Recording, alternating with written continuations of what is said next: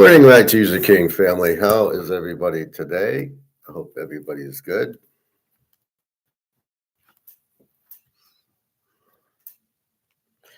I am fine. I'm here for an hour. I got to get my hair cut at noon.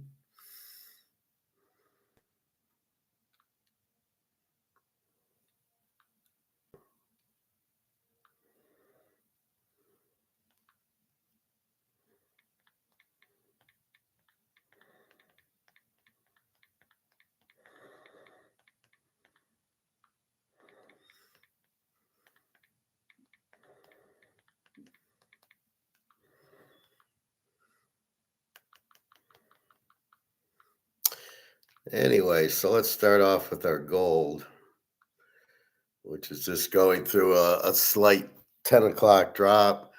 It's been in the 33.20, so it's 33.45 when China gets it, then the Europe drops it. And this is unusual. Today's Thursday. I think it's pre-holiday. I'm not sure if the markets are open tomorrow with Good Friday and then Easter. So you have a little bit of this pre-holiday. They like cutting it down. Just look at the price.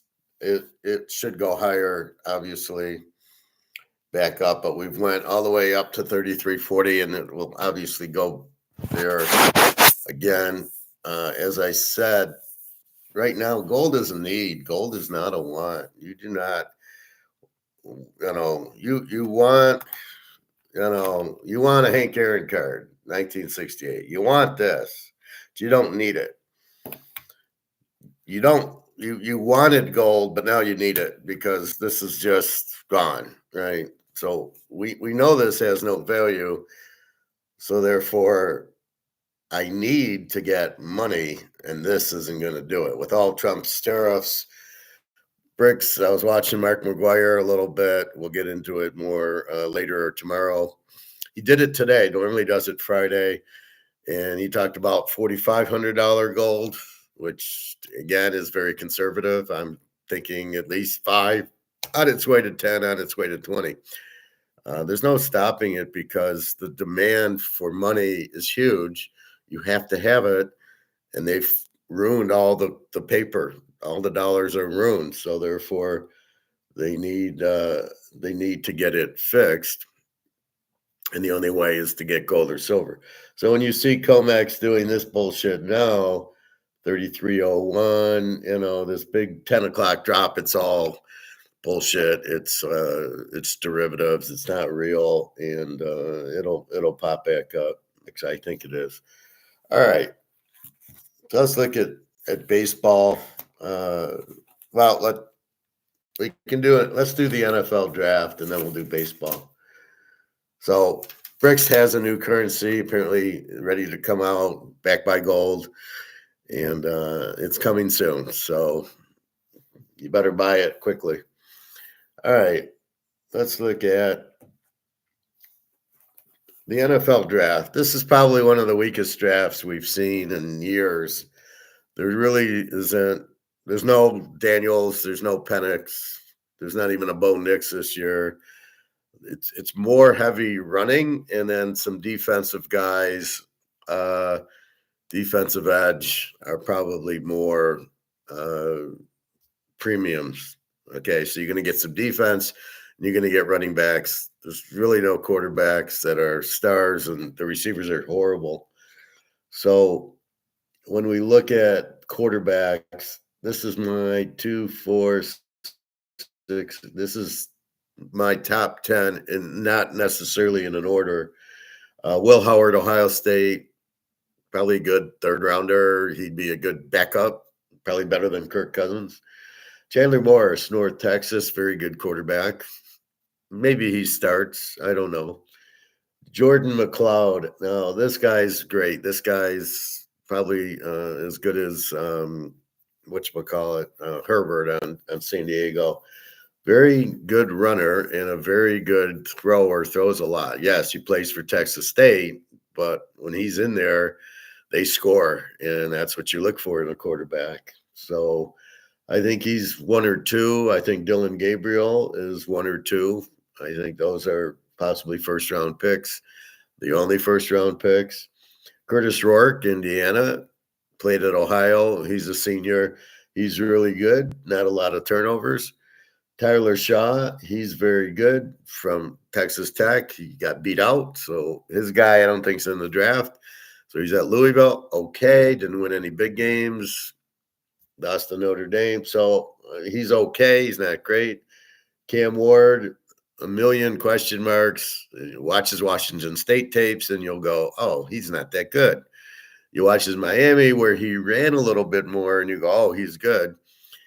But I prefer to look at his Washington State work, where he had to play Oregon and Washington and a lot of teams like that, and he didn't do anything. Hey, Prophet. Well, I got to go get my hair cut at noon, and this hairdresser's anal where she just takes money. She won't take debit card or credit card because she doesn't want to pay the 3%. Well, 3% on a $25 haircut is all of 60 cents. So I said it hurts your tip because I'm on a credit card, debit card, you can leave a $5 tip, you don't notice it. But when you got cash, I'm not getting $100. I'm just going to get like $27, and that's what you got. Plus, you're making me go to the bank to get the money out, so you're going to pay for that. Where if I just drove there and gave you a debit card, you'd save on it. So I'm taking my costs into consideration also. But I'll be on to 11:30 and then run to the bank. So Cam Ward, look at his time in Washington State. He was never that good. Jackson Dart from Ole Miss. He runs a lot, but he's not a good quarterback. Obviously, Ole Miss lost games with him. Prime Junior, I don't get the hype except for he's Prime's son. He's average. He gets sacked a tremendous amount of time. So he wouldn't throw interceptions. This year he threw like 10 interceptions. I don't know how accurate he is. He kind of just runs around, runs. He's not a runner. He's just stays in the pocket and run and run and run. I don't know how accurate he is. I don't know. They didn't beat anybody good in the big games. Kansas, they lost. BYU, they lost. I'm not seeing it. And then Quentin Ewers from Texas. I'm not buying it. He's okay. He's injured a lot. Didn't win any big games. Very weak. Probably the best is Dylan Gabriel, Jordan McLeod, and probably Will Howard and Chandler Morris. Those are probably the top four. I know everybody's saying Cam Ward and Prime Jr. and these guys are full of crap. They all liked Anthony Richardson and all these guys. They like them because they're athletes. On pro day, when they run around in shorts and look at the arm strength, well, you don't play in shorts without anybody rushing you, and there's defense. You got to look at the games, not the bullshit days. And wow, he's an athlete. I don't care if he's how many games have Anthony Richardson won? Like 2? He's terrible, and he's always hurt. So that was a mistake. We'll see what Indy does now. All right, let's go to running back. Now, this is really where the meat of the draft is offensively, is running backs. Number 1, Gentry, absolutely. Number 2, I think Scatterboo. A lot of touchdowns, very hard to stop, great in the red zone, great for first downs. Number 3, I think, is Neal from Kansas. Watch the tape on him against Colorado. He killed them. He ran for 250 yards or something like that and just dominated them. Prophet, do you think wide receiver McMillan will still be around early in the second round? I don't think he will because this is a terrible draft for wide receivers. Maybe he'll go CFL, right? So Neal, very good from Kansas, very reliable, good runner.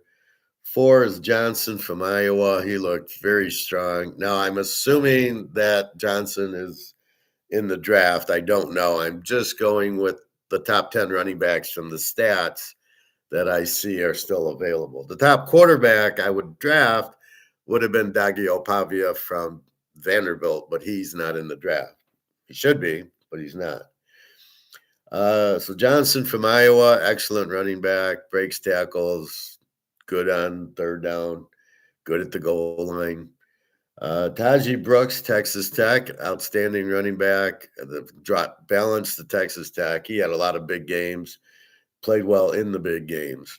Dylan Sampson from Tennessee, outstanding. He also against Georgia, Alabama, played very, very well. Scored, had a lot of strong runs, a lot of touchdowns. He's very good. Hampton from North Carolina. I have no idea. North Carolina is never on TV.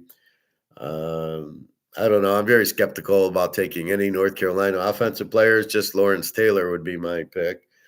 Um, I don't know. He's nothing special. He didn't. Gentry was far better than him. So I'd be taking these other guys ahead. I'd take Neal and Scadaboo and Johnson ahead of Hampton.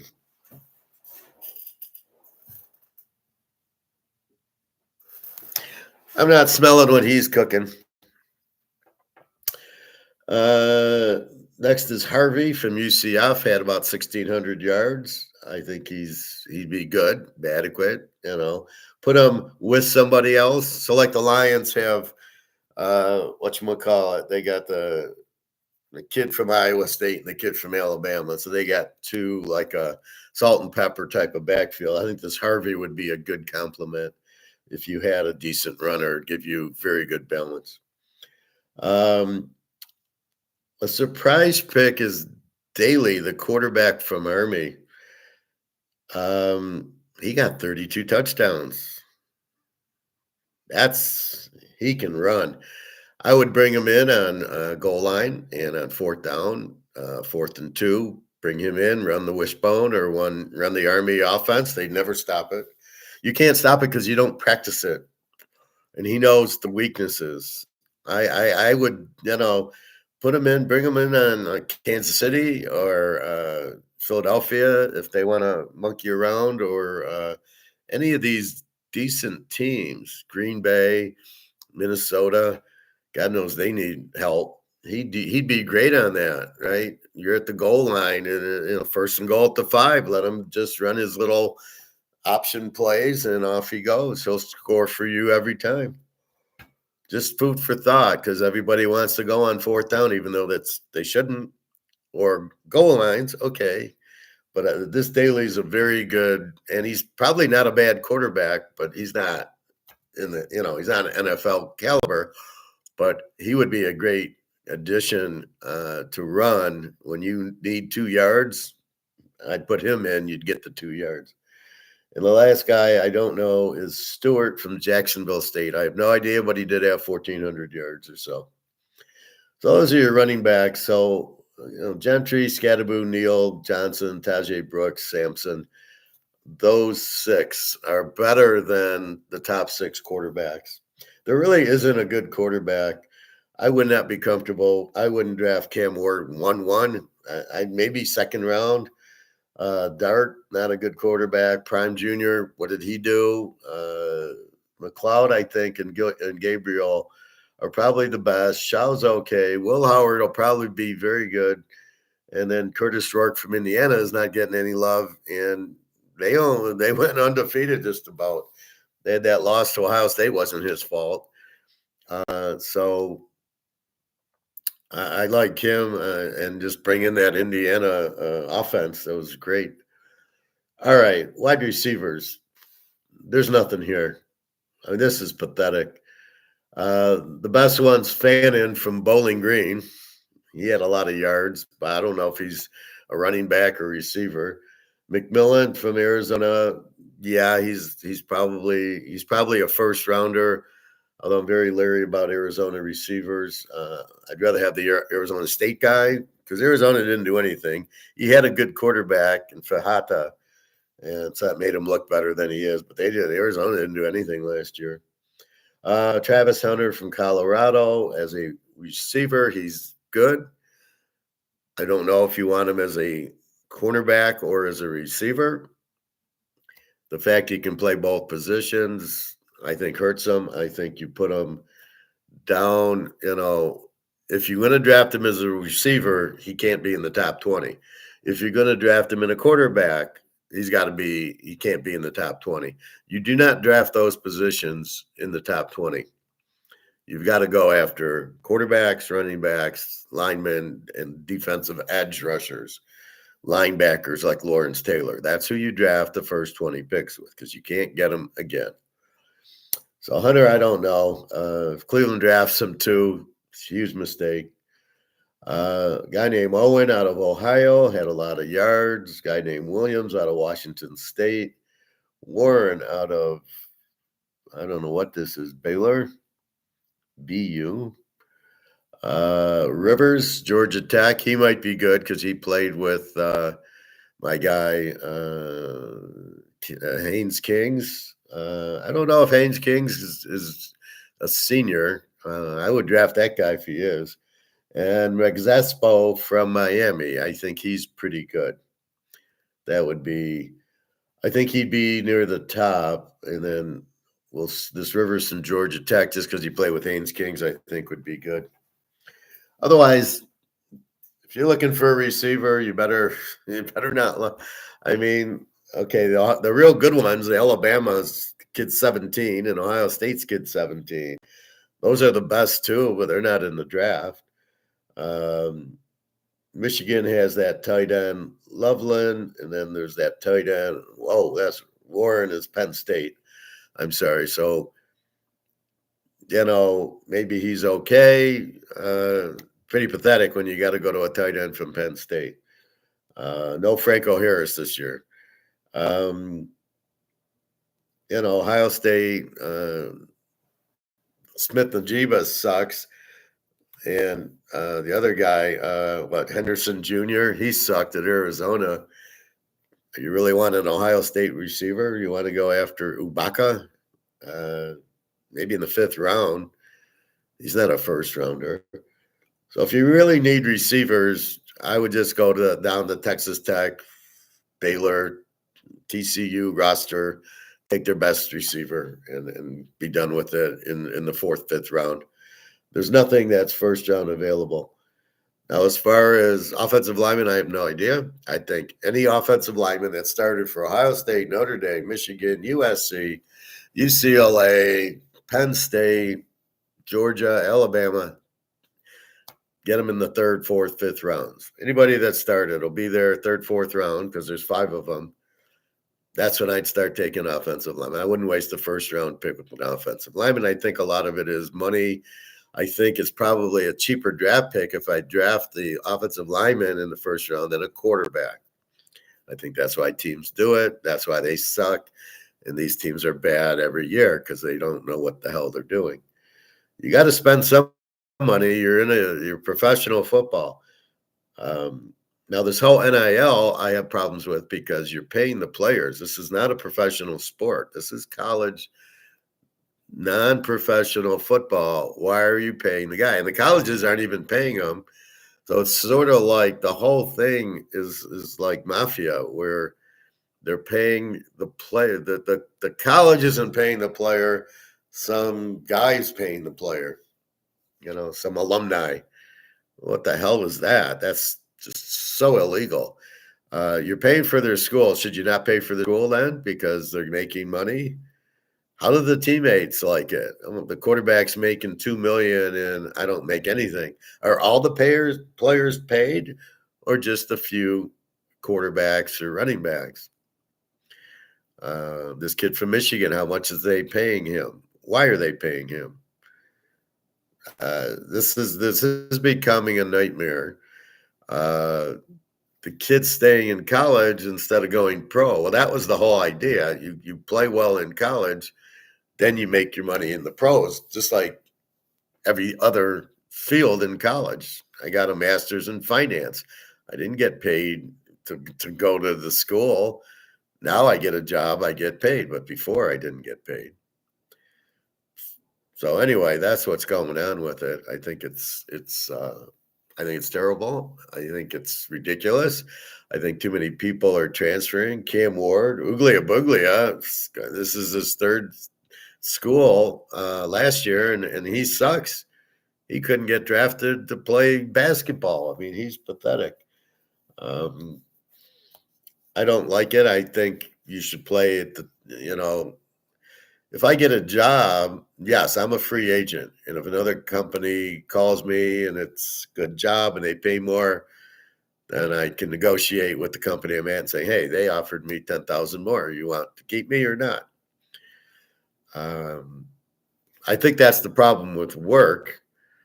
They don't respect you for why they brought you in. You brought me in to do X, Y, and Z. I'm doing X, Y, and Z, and you don't treat me like you value me. And that's the biggest problem. A lot of it is the managers at work are idiots. They don't know.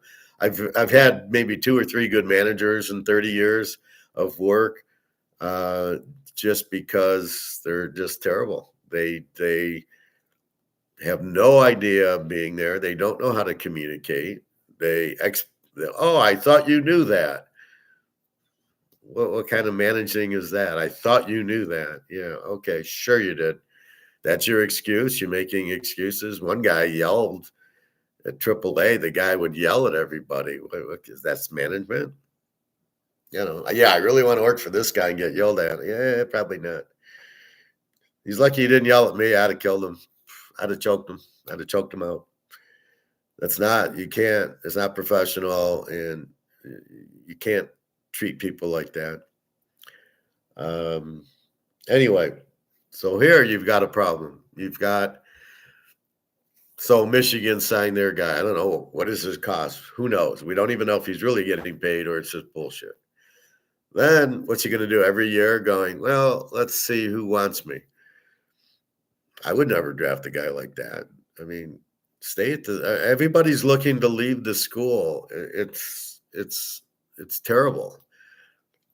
You're losing the crowd. You're losing because in the pros you understand it, but you get a guy like Dak Prescott's been on Dallas for 10 years, and CeeDee Lamb, and you know your players. You have to know your players.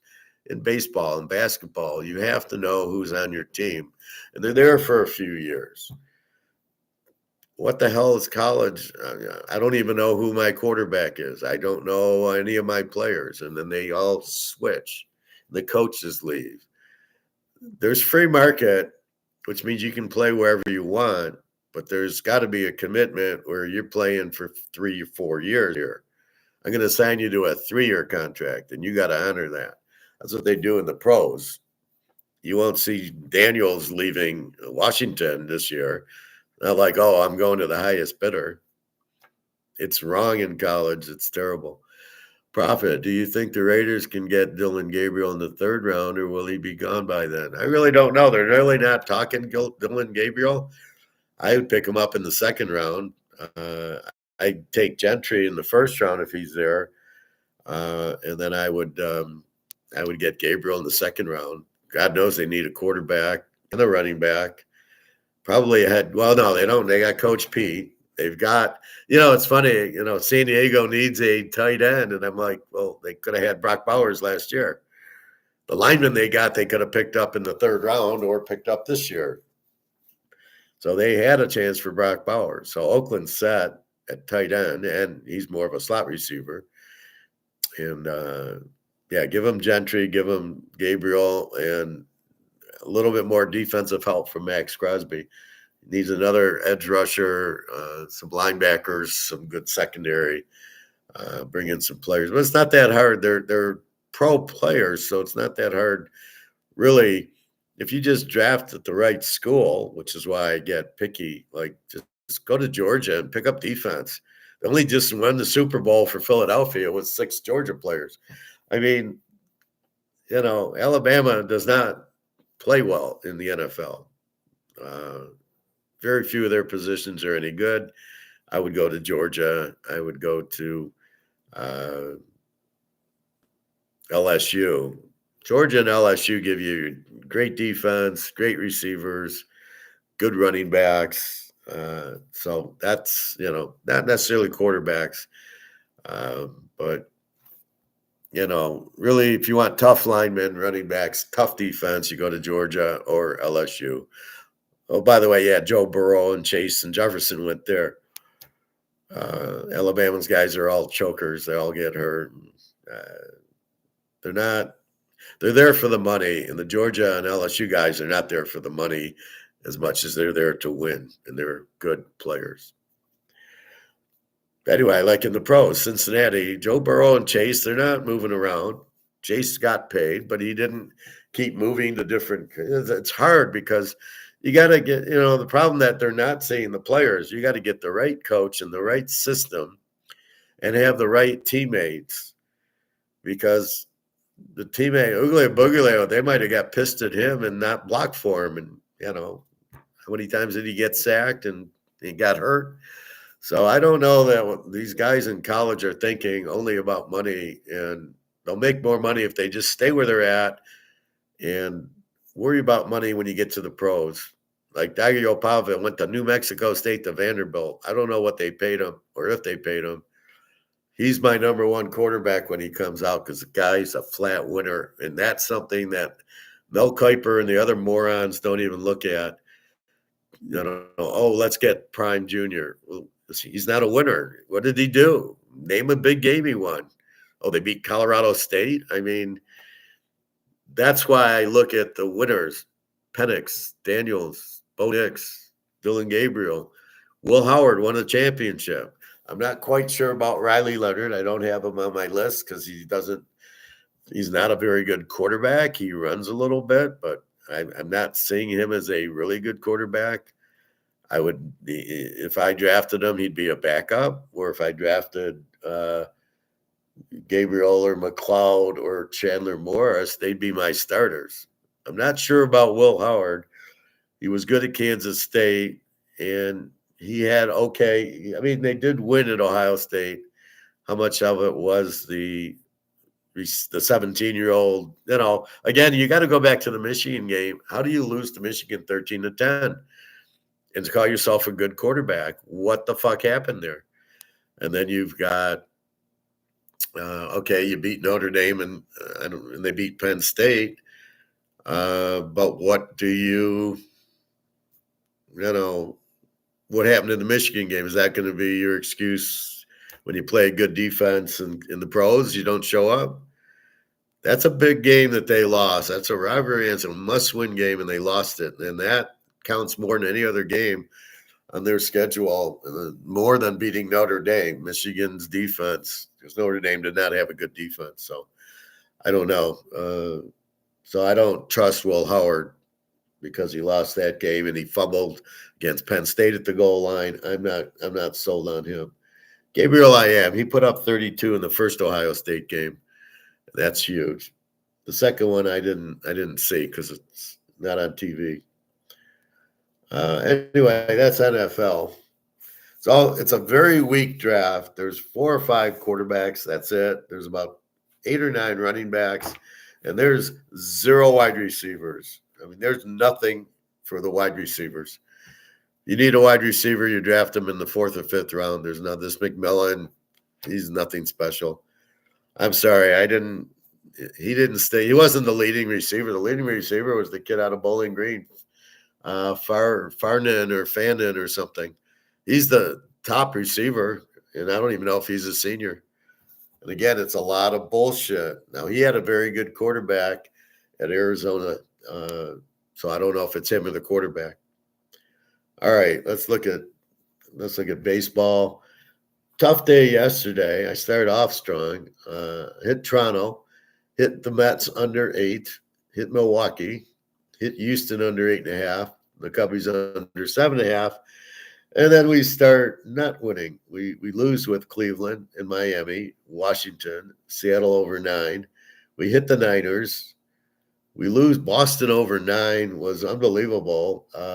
You got terrible pitchers, and it's like 1-0 or 2-1 or something. Kansas City, we lost. Oakland over 7.5, lost. We lost with Cal. We won with the Dodgers over 8.5. Pretty pathetic day. 1-4 in my picks, which is embarrassing. When I looked at it, what I'm finding is I'm looking at ERAs, and I'm getting pitchers with the 5 ERA, and they throw a shutout. And I'm looking for pitchers with a 1 ERA and they give up 5 runs. And you're like, now it's a lot of it is it's early. But that's how you're making your bet. And I don't know what to do as far as that is the read. And I can't look at batting averages because I look at batting averages and a guy hitting 083 went 3 for 4 yesterday with the home run. So if I'm saying, well, he can't hit, he hits 083 and he does that, then I look at the 300 hitters and they go 0 for 4. So I'm looking for rhyme or reason. Team on a streak, maybe. The managers are terrible. I don't think there's any good manager out there. There's no Tommy Lasorda. There's no Billy Martin. There's no real good coach. Tigers coach is terrible. Most of them just go by, oh, he's going 3 times through the lineup. We got to take him out. Oh, gosh, he pitched 80 pitches. He might get hurt. We better take him out. What kind of fucking managing is that? That's like moron managing. They're not trying to win the game. Oh, my pitcher might get hurt. Oh, he's only a major league pitcher. Oh, yeah, he might get hurt. I better pitch him every 10 games because he might get hurt. Really? And then the one guy, Friedman, he falls in the shower. You're a professional athlete. You fall in the shower and you're out for 3 weeks. Oh, my God. What is going on? All right, let's look at baseball. We got about a half hour. Gold's down to 32.93, but it's 10 o'clock. It's 11 o'clock now, but this is just the normal 10 o'clock drop. All right. They got to cover the short. They have to cover the derivative when they take physical on it. So I don't know where they're going to get their gold to do this. All right, Thursday, April 17th, Easter. I don't know. I saw Mark McGuire on today. So he's saying he's calling for $4,500 gold. Yeah. I mean, it'll 5,000 to 10,000. I mean, it's just going to keep running because you need gold. You don't want it anymore. You need it because you need money to buy goods and services. All right. Arizona, Miami. Arizona is 155, 8.5. Edward Rodriguez, 0-2 at the 4.86 against Edward Cabrera, 0-0 at the 3.18. Here's where you have no idea. Edward Rodriguez for Arizona, 0-2 at the 4.86, could shut him out, could give up 10 runs. This is the problem with baseball. And is he going to go 5 innings or 6 innings? He's not going to get much past 6. The bullpen, who knows? They all have 10 pitchers. You don't even know which bullpen pitcher's coming out. There's a lot of variables that are that you cannot interpret. It's not like football where I've got Mahomes. I know their defense. I know Spagnuolo. I know Mahomes and Kelsey. They're playing. I know what I'm going to get. I know approximately where I'm at. The Eagles defense, right? The Cowboys with Dak, 2 interceptions. All right. The Lions, they're going to score a lot and they have no defense. Okay. I honestly don't know what to tell. Arizona's a 155 favorite. I'm not sure why. An 8.5. I have no idea what to do with the pitchers. I'd say it's more over, but that's just looking at the ERA. Arizona 11-7, Miami 8-9. So it's extremely difficult to just look at the ERA and go, oh, well, they're both bad and it should go over. Now, it happens, but is it an excuse that it happened or is it good that it happened? Did I just get lucky and looked at the ERA and they happened to pitch like pigs? Or, because it's, there's a game yesterday what I had, I think I had Boston over 9 or Oakland over, Boston over 9.5. It was like a 2-1 game. And I'm like, and the pitchers were not, good. but they pitched, shutouts or when they gave up one run. I mean, that's the craziness. All right, with that said, I will go over in the game because I don't know, and I'm not going to play it. Over 8.5. Washington, Pittsburgh. Trevor Williams, 1-1 with the 7.36 against Andrew Haney, 0-1 with the 3.00. Pitt minus 150 and 8. Again, if I go over, what did I do yesterday? Pitt, why? I had Washington yesterday. They lost. So I'm going to go Pitt today for no reason. Just because Trevor Williams is bad, so they probably will score, but I don't know that Pitt's got. I mean, as I go through the lineups, you're lucky if you have 3 guys that can hit. The rest of the lineup's terrible, and the managers don't know how to make a lineup.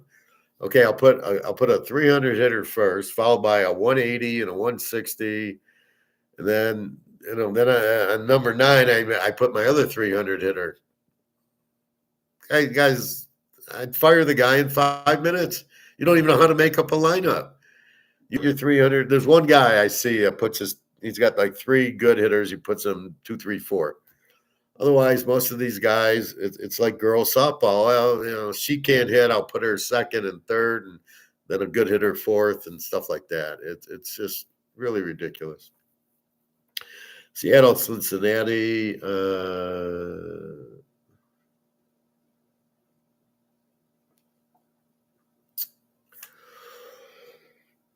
I had Seattle over 9 yesterday.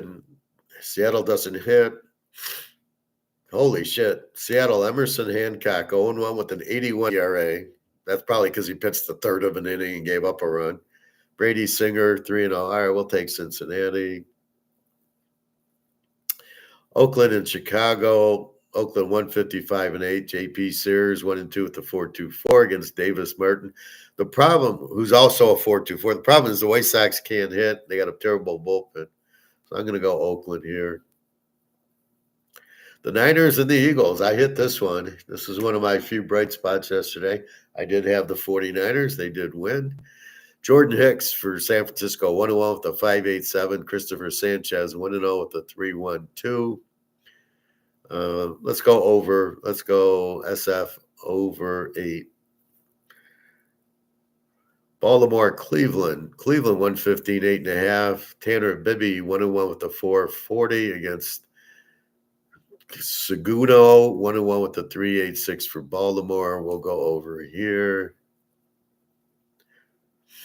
See, the expected outcome is the pitchers aren't very good and the team should score. The problem is the teams don't have good hitting. So what do you look at more, the bad pitcher or the bad hitting?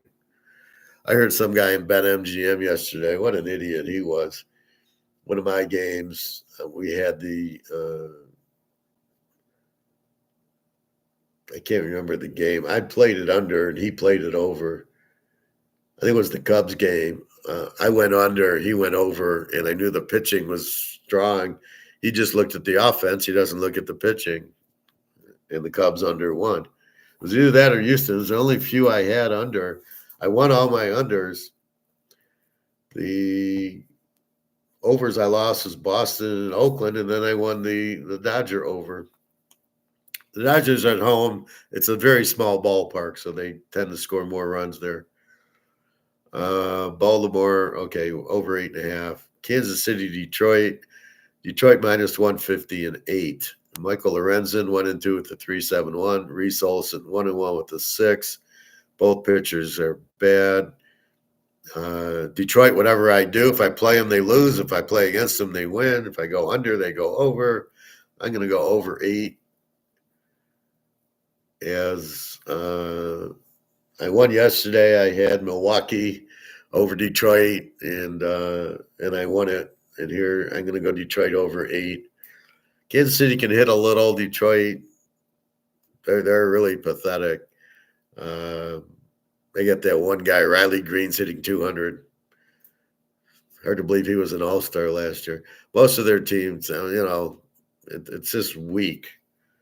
But then if you listen to them, they're all superstars. Yankees in Tampa. We got the Yanks 105-9. Will Warren 1-0 with the 5-1-4 against Ty Bradley 2-0 with the 3-7-1. Again, you would think there'd be scoring, so we're going to go over 9. It's hard with the Yankees because you always think you were always thinking Aaron Judge, and you go, oh, that's 3 runs, but now they're walking Aaron Judge. The game's in Tampa. Over under a 9. The Yankees with Will Warren with the 5.14 ERA. I can't bet the Yankees. Tampa with Ty Bradley 3.71. Maybe I could bet Tampa. Decent pitching. The Yankees offense worries me, so we're just going to go over 9 when I can't really decide on the pitcher. The Cardinals and the Mets, METS, Mets are 140 and 7.5. Andrew Palantine 2-0 with a 2.20 ERA against Griffin Canning 1-1 with the 4.20. The better pitcher is St. Louis. The better hitting, the wash. Lindor's not really hitting much for the Mets. They got a few others. St. Louis has a lot of good hitting. I'm going to go with St. Louis here. I think they're a live dog. The pitching's good with the 2.20, and Griffin Canning's got a 4.20. Who knows? We'll see. In the last game, California and Texas. I had California yesterday and lost.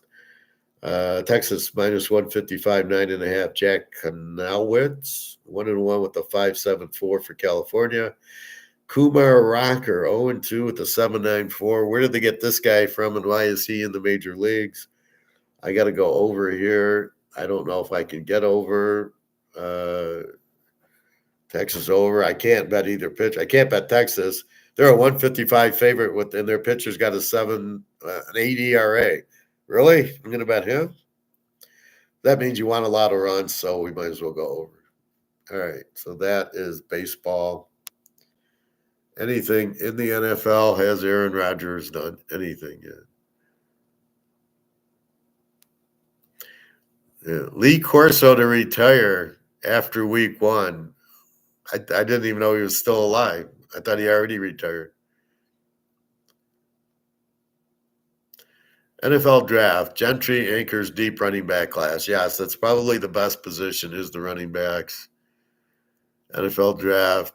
Cam Ward and Schroeder Serzer. I don't get it. They're not very good.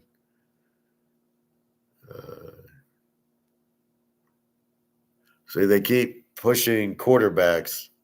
How many quarterbacks will be selected in the first round? There should be 2. There should be Jordan McLeod and Dylan Gabriel. Yet they're not even talking about either of them. Those are the best 2 quarterbacks. No, we'll go to Cam Ward. Don't know why. And we'll go to Sanders because prime senior.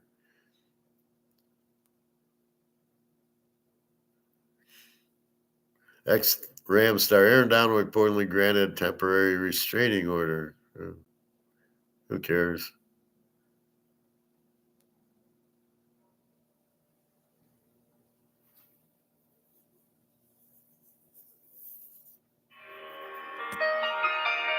God, I'm getting so many scams. I actually got a call today from a recruiter. It was actually a real person for a real job. I was shocked. I keep getting this scam where they like hit you up on WhatsApp for this temporary job. You do something for an hour and that. Although she did give me her phone number, I might call her. But when I answer the phone, I'm not even trying to answer anymore. I'm like, it's probably scam, or at least it says potential scam on most of them. Potential spam, I should say.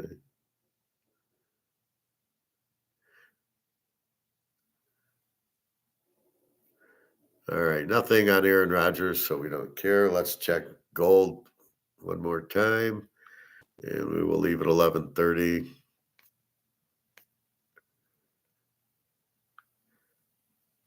Gold took a nice bounce back to 30. So it got down to 32.92.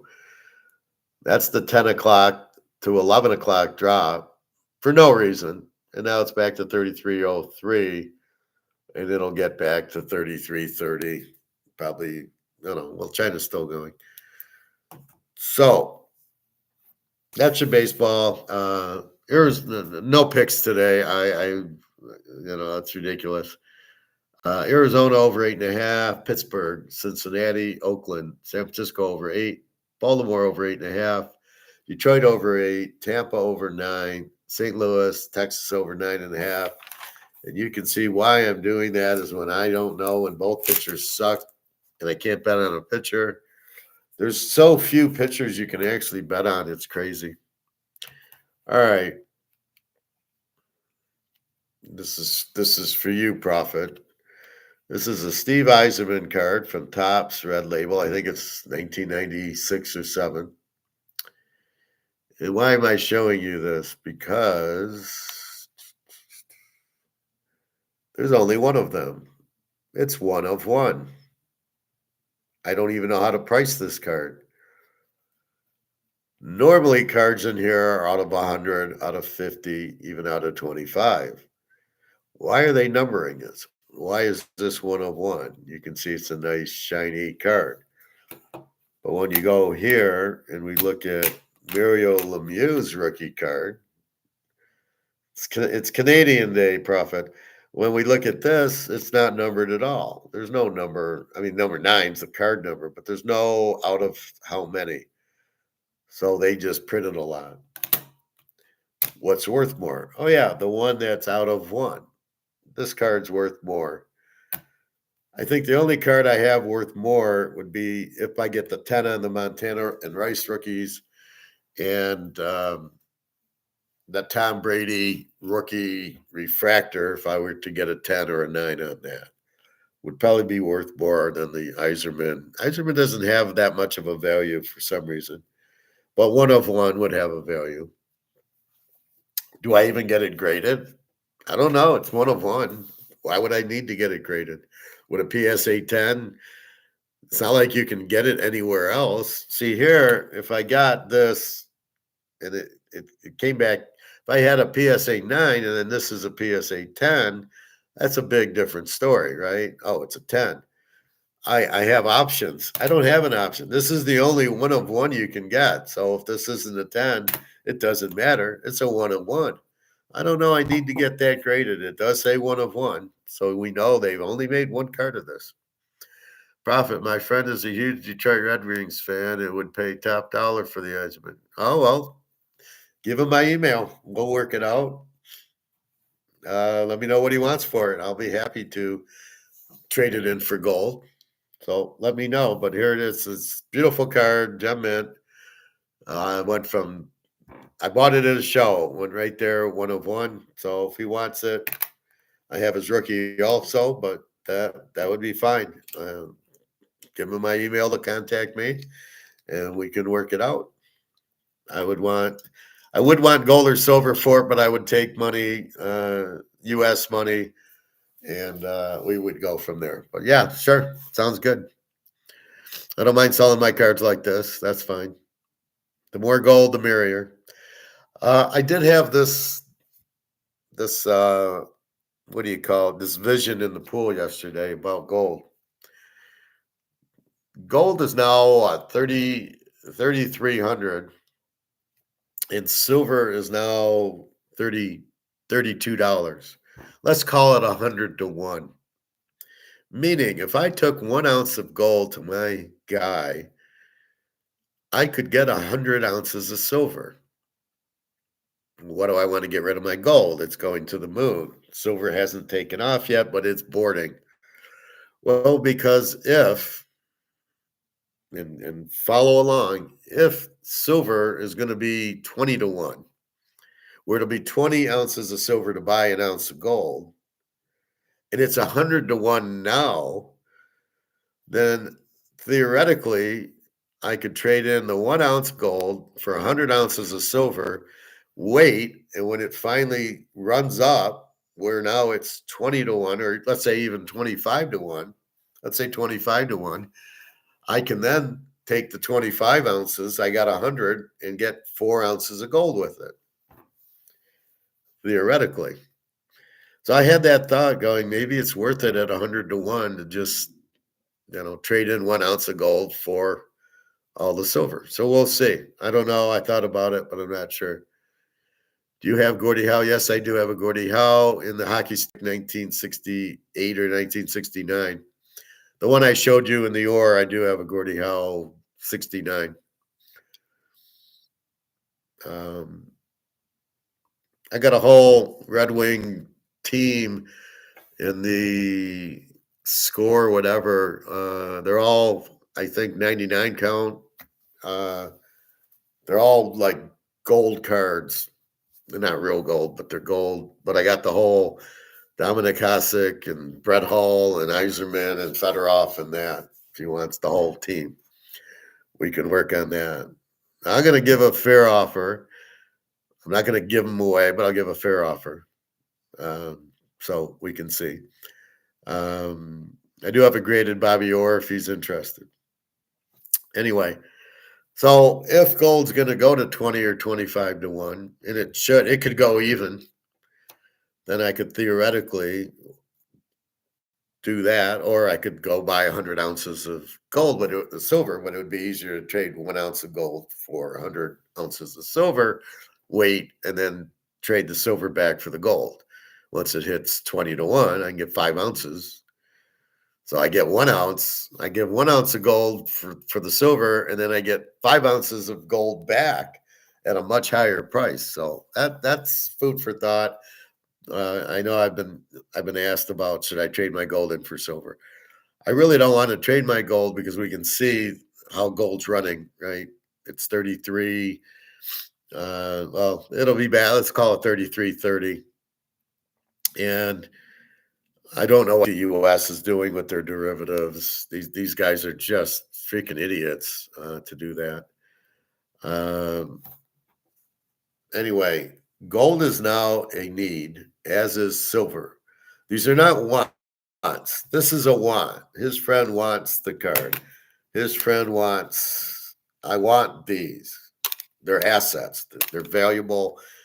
Even if the dollar goes out and gold comes in, they're still valuable in gold because the demand is there. The players change. This has become worthless, but there'll be a new dollar. There'll be something. But the demand is still there. So people will still buy this because how does the market work? I have the one-on-one. I have this one-on-one. I have this card. But if there's somebody who wants it as Prophet's friend, I now have demand. By the way, being in Montreal, I do have a Ken Dryden rookie card, if he's interested in that.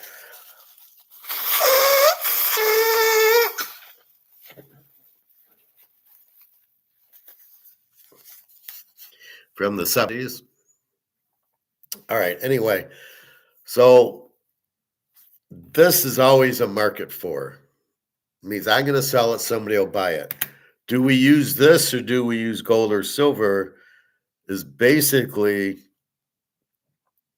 that's the question. But because we use this or we use gold-backed currency or use silver or gold to buy it, this still is a market. I want to sell, there's a buyer. That's what a market is.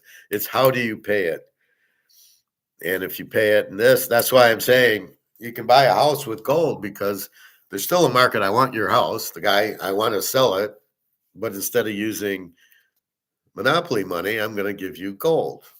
And that's why I tell Luke, just wait. You'll use the gold to buy it, and you'll give him a couple ounces, and you'll own the house, and there'll be no mortgage. And I'm not sure about property taxes or anything else. No, he hates the haves. Well, I thought you're in Montreal. Food for thought. Well, let me, whatever else he likes. I got all the sports. I got all the good players. Anyway, so now you need gold and silver. It is not a want. This is a want, and this is a want. I want this. I don't need it because it doesn't do anything for me unless it's an investment. Yeah, I can buy the Iserman one-on-one here because I do think it'll go up in value because it's one of one. That's why I bought it. Basically, I bought it because it was a one of one. And I like the number. That's why I showed you the other ones. I bought the 25 count, the 250 count of Mark Messier, and the Kurt Warner 400 count. I got the Tom Brady 738 count. So you're looking at the more they're limited, the more they're worth. So wait, I can just keep printing this and printing it to death, and it's not going to lose its value, but this is more valuable as a one of one than the 100 count. I mean, this versus the 100 count kills it. So wait a minute. So this isn't going to lose value. This is what these morons are trying to tell us, that it doesn't matter. This is still worth more as one-on-one. I mean, it's just incredible.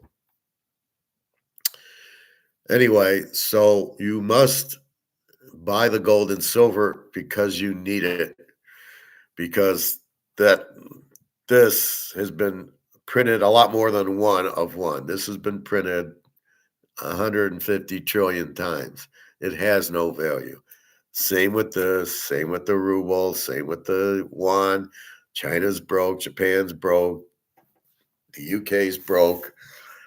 Everything, Canada, yes, you're broke too. Anybody that just prints and prints and prints their money doesn't quite understand the concept of one of one. How do they not understand this concept? All these guys are so fucking stupid. We'll just keep printing. And this is the problem. So you must understand that.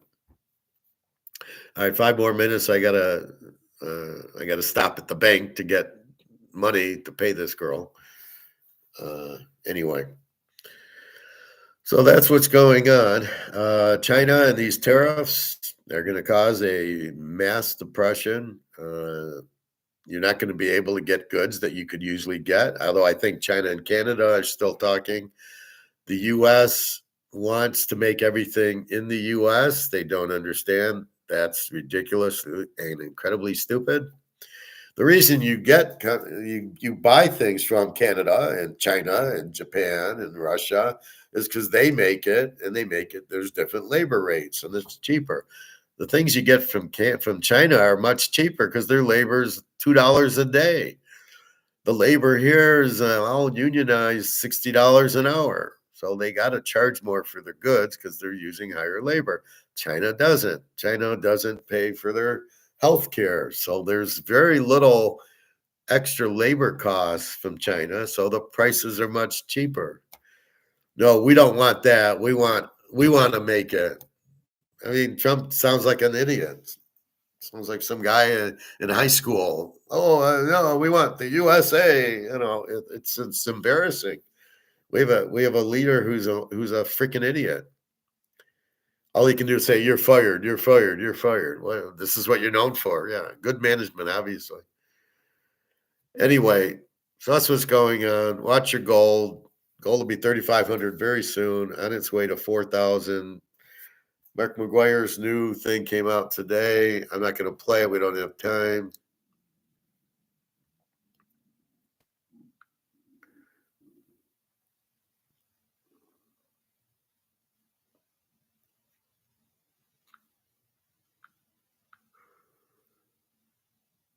So here's Mark. I guess he came out because of the holiday tomorrow. $4,500 gold price. Yeah, it'll go 5,000, then it'll go 10,000. My long range is 20,000. My short range by summer will be 4,500. By the end of the year, probably 5,000, because there's no reason to keep doing these derivatives because you got to cover them. They'll keep taking delivery. And if they don't have inventory, will it even keep going? I mean, they're assuming that COMEX will keep going. They don't have the physical. I don't know how it can. And believe me, if I'm China, Russia, and India, and Saudi Arabia, and I've got the gold, I want a higher price. I got the card. I want a higher price. I got the card. Once I have it, I want a higher price. It's when I don't have it that I want to keep buying. I want the price low. All right. I got to go get my hair cut. I will be in touch later. www.teaserking.com. Easter is Sunday. I don't know what's going on.